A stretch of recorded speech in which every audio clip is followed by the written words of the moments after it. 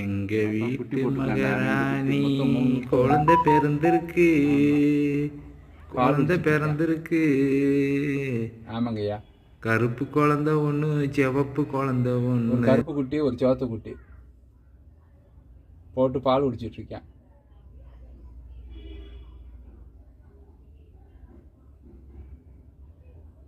என்னையா யோ இந்த பர்றா ஓய்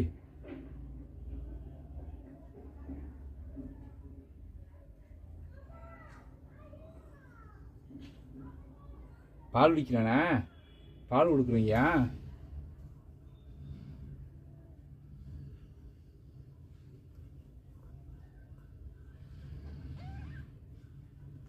சரி சரி சரி.